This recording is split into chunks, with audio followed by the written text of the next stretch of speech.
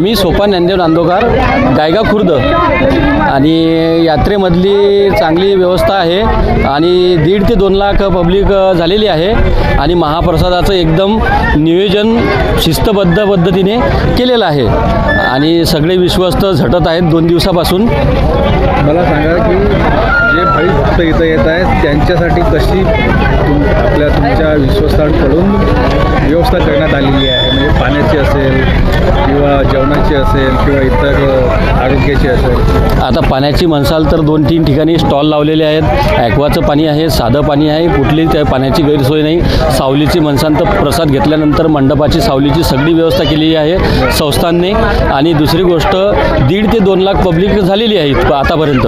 त्यातल्या 30-40 हजार पब्लिकनी महाप्रसाद घेऊन एकदम व्यवस्थित रीतीनं शिस्तबद्ध सगळ्यांना कसला गदारोळ न करता एकदम चांगल्या पद्धतीने यात्रा पार पाडलेली आहे. बरं, आश्रम आता देवस्थान असेल किंवा मंदिर असेल, या मंदिराला कशा प्रकारचं महत्त्व आहे? इथं 64 योगिनी म्हणून हे मंदिर आहे. पुरातन काळातलं मंदिर आहे.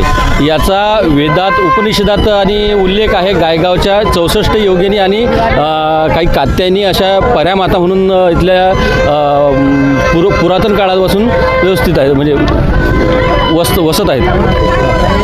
आणि नवसाला पावणाऱ्या देवीचं ठिकाण आहे.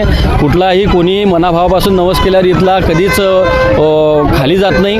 नवस पूर्ण करण्यासाठी फेडण्याकरतासाठी म्हणजे गुढीपाडव्याला आणि इतर दिवशी सगळे आणि बुधवारी यात्रा भरते. सगळे फेडण्याकरिता लाखो भाविक जमा होतात.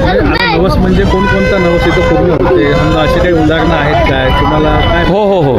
इथं कोणत्याही प्रकारची तुमची मनोकामना तुम्ही जर व्यक्त केली देवीसमोर मनापासून तर तुमचा नवस पूर्णच होतो. आणि दुसरी गोष्ट, ज्याला मूळबाळ नाही त्याला 10-10, 15-15, 18-18 वर्ष झाले मूलबाळ नसणाऱ्यांनी त्यांना झालेलं आहे मूलबाळ सगळं असं.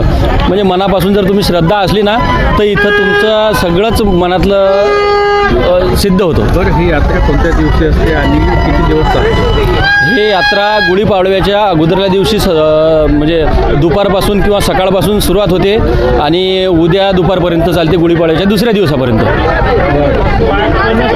आहे. मग आता इथं येणारे जे भाविक असतील याच्यासाठी तुम्ही काय संदेश द्याल?